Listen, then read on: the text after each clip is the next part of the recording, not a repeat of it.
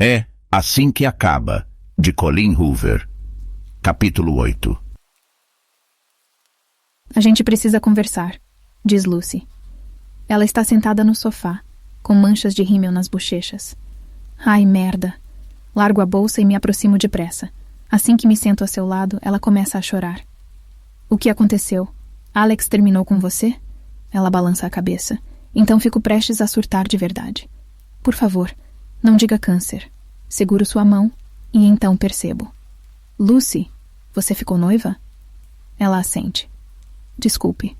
Sei que ainda temos 6 meses de aluguel, mas Alex quer que eu more com ele. Eu a encaro por um instante. Por isso ela está chorando? Por que quer se livrar do aluguel? Ela pega um lenço e começa a dar batidinhas nos olhos. Eu me sinto péssima, Lily. Você vai ficar totalmente sozinha. Vou me mudar. E você não vai ter ninguém. O quê? Lucy. Eu vou ficar bem. Prometo. Ela olha para mim com uma expressão esperançosa. Jura? Por que diabo ela tem essa impressão de mim? Balanço a cabeça de novo. Claro. Não estou zangada, mas feliz por você. Ela me abraça. Ah, obrigada, Lily. Ela começa a rir em meio às lágrimas. Ao me soltar, ela levanta do sofá. Preciso contar a Alex. Ele estava tão preocupado que você não me aliviasse o aluguel. Ela pega a bolsa e os sapatos e desaparece pela porta do apartamento. Eu me deito no sofá e fico encarando o teto. Será que ela acabou de me enganar? Começo a rir, porque até então não tinha percebido como eu queria que isso acontecesse. O apartamento inteiro só para mim. Melhor ainda é que, quando eu decidir transar com Ryle, a gente vai poder fazer isso aqui o tempo inteiro, sem se preocupar com barulho. A última vez que falei com Ryle foi sábado, ao sair de seu apartamento. Concordamos em fazer um teste. Nada de compromisso ainda. Apenas sentir o relacionamento para ver se é algo que nós dois queremos. É segunda à noite, e estou um pouco desapontada por ele não ter me procurado. Dei meu número de telefone antes de nos despedirmos, mas realmente não sei nada sobre o protocolo para mensagens de texto, ainda mais no caso de testes. De qualquer jeito, não vou mandar mensagem primeiro. Em vez disso, decido me ocupar com minha angústia juvenil e Ellen DeGeneres. Não vou ficar esperando um cara com quem nem transei. Mas não sei por que presumi que ler sobre o primeiro cara com quem transei me faria parar de pensar no cara com quem não estou transando. Querida Ellen, o nome de meu bisavô é Ellis. Passei a vida inteira achando que era um nome ótimo para um velho. Depois que ele morreu, li o obituário. Acredita que seu nome verdadeiro nem era Ellis? Era Levi Sampson, e eu não fazia ideia. Perguntei à minha avó de onde veio esse nome. Ela disse que suas iniciais eram LS, e como todo mundo o chamava pelas iniciais, com o passar dos anos acabou virando Ellis. Por isso o chamavam assim. Eu estava olhando o seu nome agora mesmo, e fiquei pensando nisso. Ellen, será que esse é seu nome de verdade? Você poderia ser igual a meu avô e usar as iniciais como disfarce. LN. Estou de olho, Ellen. Por falar em nomes, você acha Atlas um nome estranho? É, não é? Ontem, enquanto assistíamos a seu programa juntos, perguntei qual era a origem do nome dele. Atlas disse que não sabia. Sem pensar, eu disse que ele devia perguntar à mãe por que ela escolheu esse nome. Ele apenas olhou para mim por um instante e comentou. É tarde demais para isso. Não sei o que ele quis dizer. Não sei se sua mãe faleceu ou se ela o colocou para adoção. Já somos amigos há semanas e ainda não sei nada sobre ele, nem por que não tem onde morar. Eu poderia perguntar, mas não sei se ele já confia em mim. Parece ter dificuldades em confiar nos outros, e acho que não posso culpá-lo. Estou preocupada com ele. Começou a fazer muito frio esta semana, e na próxima deve piorar. Se ele não tem eletricidade, não tem aquecedor. Espero que pelo menos tenha cobertores. Imagina como eu ficaria mal se ele morresse congelado? Muito, muito mal, Ellen. Vou procurar uns cobertores essa semana e entregar a ele. Lily. Querida Ellen, vai começar a nevar em breve. Então decidi fazer a colheita hoje mesmo na horta. Eu já tinha tirado os rabanetes, então queria apenas colocar humus e adubo, o que não devia demorar. Mas Atlas insistiu em me ajudar. Ele me fez várias perguntas sobre cuidados com a horta, e gostei de ver que parecia interessado em meus interesses. Mostrei como cobrir o solo com adubo e humus, para que a neve não causasse muitos danos. Minha horta é pequena em comparação à maioria das hortas, talvez 3 metros por 4. Mas meu pai só me deixou usar esse pedaço do quintal. Atlas cobriu tudo enquanto fiquei sentada na grama, de pernas cruzadas, só observando. Eu não estava sendo preguiçosa, mas ele assumiu e quis fazer, então deixei. Dá para notar que é um trabalhador dedicado. Será que ele esquece os problemas quando está ocupado e por isso sempre quer me ajudar tanto? Ao terminar, ele veio até mim e se sentou a meu lado na grama. "O que te deu vontade de cultivar?" perguntou ele. Olhei para ele, que estava sentado de pernas cruzadas me encarando. Naquele momento, percebi que provavelmente ele é o melhor amigo que já tive, e não sabemos quase nada do outro. Tenho amigos no colégio, mas por motivos óbvios, eles nunca podem me visitar. Minha mãe vive com medo de que algo aconteça com meu pai, e que acabem descobrindo seu temperamento. Também nunca vou à casa dos outros, mas não sei direito por quê. Talvez meu pai não queira que eu durma na casa de minhas amigas, porque eu veria como um bom marido trata a esposa. Talvez ele queira que eu acredite que a maneira como trata minha mãe é normal. Atlas é meu primeiro amigo que já entrou em casa. Ele também é meu primeiro amigo que sabe que eu gosto de jardinar.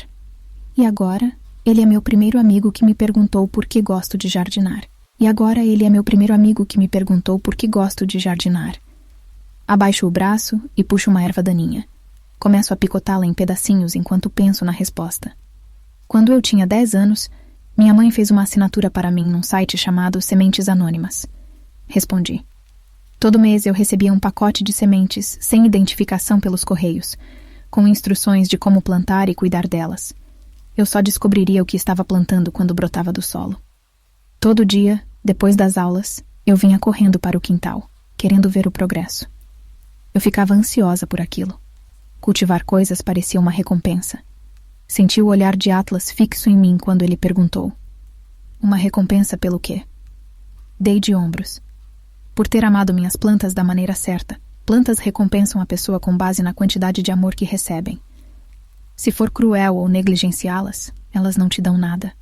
Mas, se cuidar delas, se amá-las do jeito certo, vão te recompensar com presentes na forma de verduras, frutas ou flores.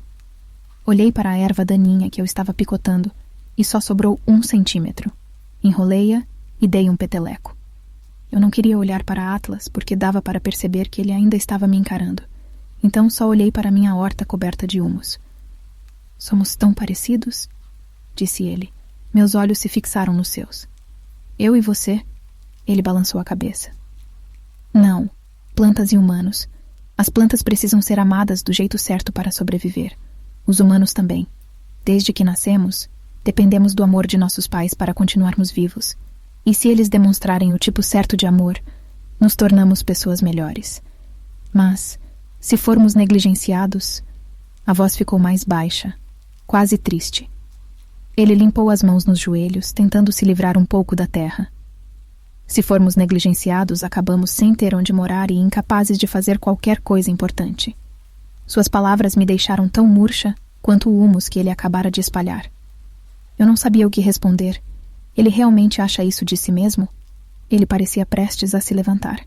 Mas antes que fizesse isso, eu disse seu nome. Ele se sentou de novo na grama. Apontei para a fileira de árvores alinhadas na cerca à esquerda do quintal. "Está vendo aquela árvore ali?" No meio da fileira de árvores, tinha um carvalho mais alto que todos os outros. Atlas o observou e depois fixou o olhar no topo da árvore. "Ele cresceu sozinho", falei. "A maioria das plantas precisa de muito cuidado para sobreviver. Mas algumas coisas, como as árvores, são fortes o bastante para sobreviver dependendo somente de si mesmas e de mais ninguém." Não fazia ideia se ele sabia o que eu estava tentando dizer sem que eu dissesse explicitamente. Só queria que ele soubesse que eu o achava forte o suficiente para sobreviver ao que quer que estivesse acontecendo em sua vida.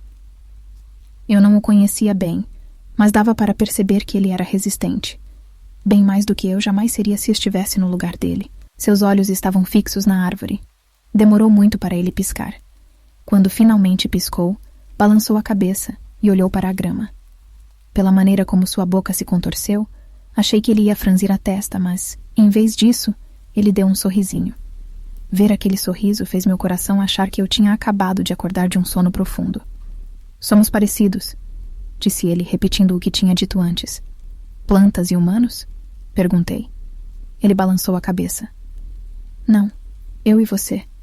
Fiquei boquiaberta, Ellen. Espero que ele não tenha percebido, mas verdade, cheguei a arfar. O que diabo eu responderia àquilo? Fiquei apenas sentada, quieta e constrangida até ele se levantar. Depois se virou como se estivesse prestes a ir para casa. Atlas, espere. Ele olhou para mim. Apontei para suas mãos e disse: por acaso você quer tomar uma ducha rápida antes de ir? O adubo é feito de estrume de vaca. Ele ergueu as mãos, olhou para elas e depois observou as roupas cobertas de adubo. Estrume de vaca? Sério? Sorri e confirmei com a cabeça. Ele riu um pouco e, antes que eu percebesse, estava no chão a meu lado, limpando as mãos em mim. Nós dois rimos quando ele estendeu o braço para o saco ao lado, enfiou a mão ali dentro e espalhou adubo em meus braços. Ellen, tenho certeza de que a próxima frase que estou prestes a escrever jamais foi escrita ou dita em voz alta. Enquanto ele limpava a merda de vaca em mim, eu provavelmente nunca fiquei tão excitada. Depois de alguns minutos, nós estávamos deitados no chão, ofegantes e ainda rindo. Ele se levantou por fim e me ajudou a ficar de pé, sabendo que não podia desperdiçar qualquer minuto se queria tomar uma ducha antes de meus pais chegarem. Quando ele entrou no banho, fui lavar as mãos na pia e depois fiquei parada, me perguntando o que ele quis dizer quando falou que éramos parecidos. Será que foi um elogio? Pelo menos pareceu. Será que ele estava dizendo que também me acha forte? Porque na maior parte do tempo, eu certamente não me acho forte. Naquela hora, só de pensar nele me senti fraca.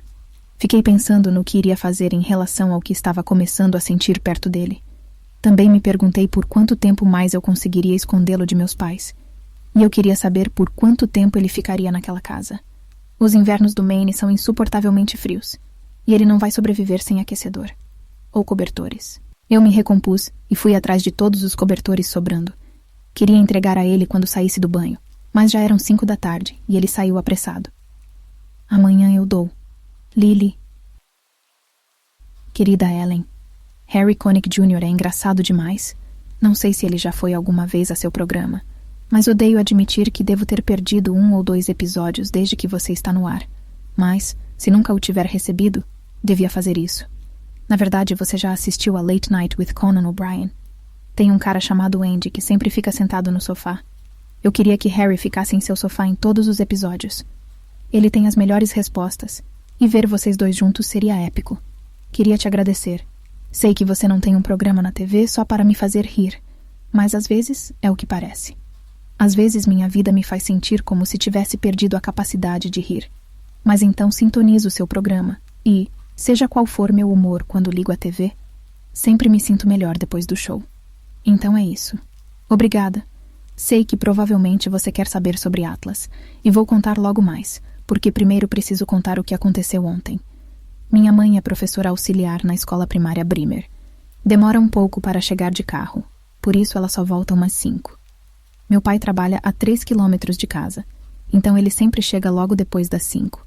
Temos uma garagem, mas só cabe um carro por causa de todas as coisas de meu pai. Ele guarda o carro na garagem, e minha mãe deixa o dela na frente de casa. Bem, ontem minha mãe chegou um pouco mais cedo. Atlas ainda estava aqui em casa, e a gente estava quase terminando de ver seu programa quando escutei o portão da garagem se abrindo. Ele saiu correndo pela porta dos fundos, e eu me apressei para limpar as latas de refrigerante e os lanches na sala. Tinha começado a nevar muito forte mais ou menos na hora do almoço de ontem, e minha mãe estava com muita coisa para carregar. Então parou na garagem para poder entrar com tudo pela porta da cozinha. Era material de trabalho e algumas compras. Enquanto eu a ajudava a trazer tudo para dentro, meu pai parou na frente de casa. Começou a buzinar porque ficou bravo por minha mãe ter estacionado na garagem. Acho que ele não queria ter de sair do carro na neve. Só consigo pensar nesse motivo para ele querer que ela tirasse o carro bem naquele instante, em vez de simplesmente esperar que ela descarregasse tudo. Pensando bem, por que meu pai sempre fica na garagem? Um homem não deveria deixar a mulher que ama na pior vaga. Enfim, minha mãe ficou com aquele olhar bem assustado quando ele começou a buzinar, e me disse para colocar tudo na mesa enquanto ela tirava o carro. Não sei o que aconteceu quando ela voltou lá para fora. Escutei um estrondo, depois o grito. Então saí da garagem achando que talvez ela tivesse escorregado no gelo. Ellen, nem quero descrever o que aconteceu em seguida. Ainda estou um pouco chocada com tudo. Abri o portão da garagem e não vi minha mãe. Só vi meu pai atrás do carro fazendo alguma coisa. Dei um passo para perto e percebi por que não estava conseguindo ver minha mãe. Ele a tinha empurrado sobre o capô e estava com as mãos em seu pescoço. Ele a estava estrangulando, Ellen. Só de pensar, dá vontade de chorar. Ele estava gritando com ela, encarando-a com muito ódio, dizendo que ela não respeitava seu trabalho árduo. Não sei por que estava zangado. Afinal, eu só conseguia ouvir o silêncio de mamãe enquanto se esforçava para respirar. Os próximos minutos são um borrão, mas sei que comecei a gritar com ele. Pulei nas costas de meu pai e comecei a bater em sua têmpora. E depois não estava mais. Não sei mesmo o que aconteceu, mas acho que ele me jogou para longe. Só lembro que uma hora eu estava nas costas dele e depois estava no chão, com a testa muito dolorida. Minha mãe estava sentada a meu lado, segurando minha cabeça e pedindo desculpas. Olhei ao redor em busca de meu pai, mas não o encontrei. Ele tinha saído de carro depois que bati a cabeça. Minha mãe me deu um pano e me disse para colocar na cabeça, porque estava sangrando. Ela me ajudou a entrar no carro e me levou para o hospital. No caminho, só me disse uma coisa. Quando perguntarem o que aconteceu, diga que escorregou no gelo. Quando ela disse isso, eu só olhei pela janela e comecei a chorar, porque tinha certeza de que havia sido a gota d'água, que ela o deixaria depois de ele ter me machucado. Foi naquele momento que percebi que ela nunca o largaria. Eu me senti muito derrotada, mas fiquei com medo demais para dizer algo a ela.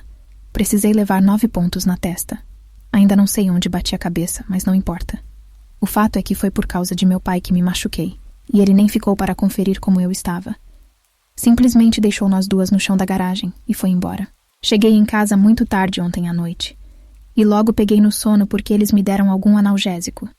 Hoje de manhã, enquanto andava até o ônibus, tentei não olhar diretamente para Atlas, para que ele não reparasse em minha testa. Eu tinha ajeitado o cabelo para que não desse para ver, e ele nem percebeu na hora. Quando nos sentamos um ao lado do outro, nossas mãos se encostaram enquanto colocávamos as coisas no chão. As mãos dele pareciam gelo, Ellen. Gelo. Então percebi que tinha me esquecido de dar os cobertores que havia separado para ele ontem, porque minha mãe chegou antes do esperado. O incidente na garagem meio que dominou meus pensamentos, e me esqueci completamente. Tinha nevado e geado a noite inteira, e ele havia ficado naquela casa no escuro, sozinho. E agora ele estava tão frio que nem sei como estava vivo. Segurei suas mãos e disse: Atlas, você está congelando. Ele não disse nada. Começou a esfregar as mãos nas minhas para aquecê-las. Encostei a cabeça em seu ombro e fiz a coisa mais vergonhosa de todas. Comecei a chorar. Não choro com frequência, mas eu ainda estava muito chateada com o que tinha acontecido ontem, e me senti muito culpada por não ter lembrado de levar os cobertores, e tudo isso me atingiu de uma só vez, no caminho para o colégio. Ele não disse nada, apenas afastou as mãos para que eu parasse de esfregá-las, e as colocou em cima das minhas. Ficamos sentados assim até chegar ao colégio, com as cabeças encostadas uma na outra e as mãos dele em cima das minhas. Eu teria achado meigo se não fosse tão triste. Na volta do colégio, ele reparou em minha testa. Sinceramente, eu já tinha esquecido. Ninguém no colégio me perguntou nada. E quando ele se sentou a meu lado no ônibus, eu nem estava tentando esconder com o cabelo. Ele olhou diretamente para mim e questionou: O que aconteceu com sua cabeça? Eu não sabia o que dizer. Só consegui tocar no local com os dedos e olhar pela janela. Tenho tentado fazer com que ele confie mais em mim, na esperança de que me conte por que não tem onde morar. Então não quis mentir. Mas eu também não queria contar a verdade. Quando o ônibus começou a se mover, ele disse: Ontem, depois que saí de sua casa, escutei alguma coisa acontecendo lá. Ouvi gritos. Seu grito. Depois vi seu pai indo embora. Eu ia lá conferir se estava tudo bem com você, mas enquanto me aproximava, vi você saindo de carro com sua mãe. Ele deve ter escutado a briga na garagem e visto minha mãe saindo comigo para que eu levasse os pontos. Eu não conseguia acreditar que ele tinha ido até minha casa. Sabe o que meu pai faria com ele se o visse com suas roupas? Fiquei muito preocupada, porque acho que ele não sabe do que meu pai é capaz. Olhei para ele e disse: Atlas, você não pode fazer isso. Não pode passar lá em casa quando meus pais estão. Atlas ficou em silêncio e depois argumentou: Ouvi você gritar, Lily. O tom deu a entender que minha segurança era mais importante que tudo. Eu me senti mal porque sei que ele só estava tentando ajudar, mas no fim teria piorado muito as coisas. Eu caí, falei. Assim que disse isso, me senti mal por mentir. E para ser sincera, ele pareceu um pouco desapontado, porque acho que nós dois sabíamos que não foi uma simples queda. Então ele arregaçou a manga da camisa e estendeu o braço. Ellen, senti o maior frio na barriga. Era muito feio. Ele tinha pequenas cicatrizes no braço inteiro. Algumas pareciam queimaduras de cigarro, como se alguém tivesse pressionado a guimba em seu braço e segurado. Ele virou o braço para que eu visse o que tinha do outro lado. Eu também caía muito, Lily. Em seguida, ele abaixou a manga e não disse mais nada. Por um segundo, quis dizer que não era nada disso, que meu pai nunca me machuca e que só queria que eu saísse de cima dele. Mas então percebi que, se fizesse isso, estaria usando as mesmas desculpas que minha mãe. Fiquei um pouco envergonhada por ele saber o que acontece em minha casa. Passei o resto do caminho olhando pela janela, porque não sabia o que dizer a ele. Quando chegamos em casa, o carro de minha mãe estava lá. Na frente da casa, claro. Não na garagem. O que significava que Atlas não podia assistir ao programa comigo. Eu ia dizer que mais tarde levaria cobertores, mas ao sair do ônibus ele nem se despediu. Saiu andando pela rua, como se estivesse zangado. Já escureceu e estou esperando meus pais dormirem, mas daqui a pouco vou levar alguns cobertores para ele. Lily. Querida Ellen, a situação está ficando complicada demais para mim. Às vezes você faz coisas que sabe que são erradas, mas que, de alguma maneira, também são certas? Não sei como explicar de forma mais simples. Quero dizer, só tenho 15 anos e certamente não deveria deixar garotos dormirem em meu quarto. Mas, se a pessoa sabe que alguém precisa de um lugar para dormir, não é responsabilidade dela, como ser humano, ajudá-lo. Ontem à noite, depois que meus pais dormiram, saí escondida pela porta dos fundos para entregar os cobertores a Atlas. Levei uma lanterna porque estava escuro. Ainda estava nevando muito. Então, quando cheguei à casa, estava congelando. Bati na porta dos fundos e, assim que ele abriu, passei por ele para me livrar do frio. Mas eu não saí do frio. De algum modo, a casa estava ainda mais fria. Mantive a lanterna ligada e iluminei a sala e a cozinha. Não tinha nada lá, Ellen. Nenhum sofá, nenhuma cadeira, nenhum colchão. Entreguei os cobertores a ele e continuei olhando ao redor. Tinha um buraco enorme no teto da cozinha, e o vento e a neve simplesmente entravam com força. Quando iluminei a sala, vi as coisas dele num dos cantos. Sua mochila e a mochila que eu dei. Havia mais uma pequena pilha de outras coisas que eu tinha dado, como algumas roupas de meu pai, e 2 toalhas no chão. Imagino que ele se deitava numa e se cobria com a outra. Pus a mão na boca porque fiquei horrorizada. Ele estava morando daquele jeito há semanas. Atlas colocou a mão em minhas costas e tentou me levar até a porta. Você não devia estar aqui, Lily, disse ele. Vai acabar se encrencando. Então agarrei sua mão e disse, você também não devia estar aqui. Comecei a carregá-lo até a porta, mas ele puxou a mão de volta. Pode dormir no chão de meu quarto hoje. Eu tranco a porta. Não pode dormir aqui, Atlas. Está frio demais. Você vai pegar uma pneumonia e morrer. Ele parecia não saber o que fazer. Tenho certeza de que a possibilidade de ser flagrado em meu quarto era tão assustadora quanto pegar pneumonia e morrer. Ele olhou para seu cafofo na sala, balançou a cabeça uma vez e disse, tá bom. Então me diga, Ellen, foi um erro deixar ele dormir em meu quarto? Não me parece que foi. Sinto que fiz a coisa certa. Mas eu certamente estaria muito encrencada se tivessem nos flagrado. Ele dormiu no chão, então não foi nada demais. Eu estava apenas oferecendo um lugar quente para ele dormir. Mas aprendi um pouco mais sobre ele ontem à noite. Depois que entrou escondido pela porta dos fundos e foi até o quarto comigo, tranquei a porta e montei uma cama para ele no chão, ao lado da minha. Coloquei o alarme para 6 horas e disse que a gente precisaria se levantar antes de meus pais, pois às vezes minha mãe me acorda de manhã. Eu me deitei na cama e fui para a beirada, a fim de olhar para ele enquanto a gente conversava um pouco. Perguntei por quanto tempo ele achava que ia ficar naquela casa, e ele disse que não sabia. Então perguntei como ele foi parar lá. O abajur ainda estava aceso, e estávamos sussurrando, mas ele ficou em silêncio absoluto quando eu disse isso. Ficou um tempo olhando para cima, com as mãos atrás da cabeça, e então disse, não conheço meu pai verdadeiro. Ele nunca teve nenhuma relação comigo. Sempre fomos eu e minha mãe.